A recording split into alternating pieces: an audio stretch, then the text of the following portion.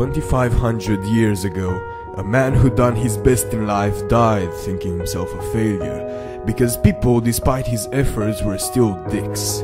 His name is Confucius, and you needn't think too hard to see not much has changed since then.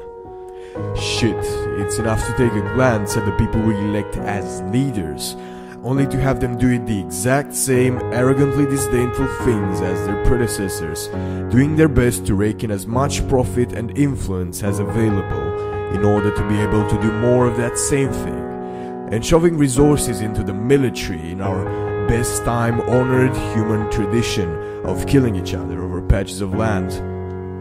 Famine, disease, poverty and oppression, they are not happening on some distant world or in a pretty fiction. And those people certainly didn't ask to handle the consequences of the wars we've waged over there for oil or gas or diamonds or gold. They are here on Earth with us, perhaps just decent persons trying their best not to get killed by whoever happens to hold the gun over there. And let's talk a bit about those governments. Those governments who promote peace and conquer weaker countries.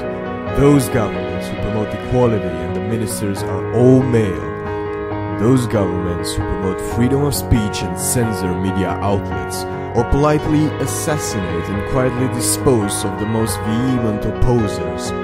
Those governments whose members think they're above the law. Those governments who promote education and leave schools minimal budgets.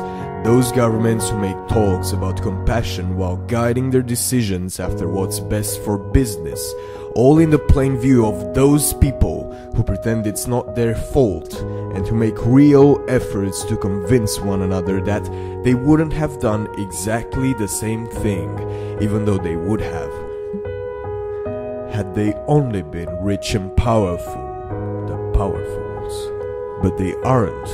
So instead they cajole those who are and one another too. You know, just in case. Dishonest just because, well, you know, everybody else is. And a few make their way upwards on the societal ladder that only exists in their minds. But that's actually okay, because what do you know?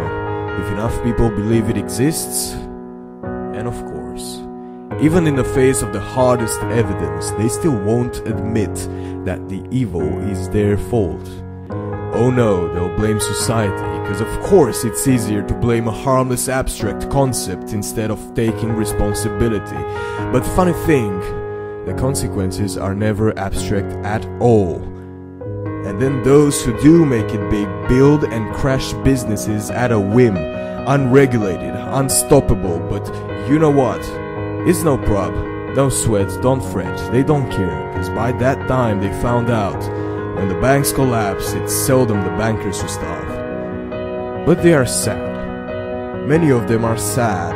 A lot of the people you meet will admit they are sad. And there's no surprise, because sadness is comfortable. Sadness is easy. That's why most people prefer it. And by this point, you might be expecting me to go on with an uplifting argument, a motivational speech, wouldn't you like that? Something to make you feel like you have the power just for a little while, and then carry on. But you know what?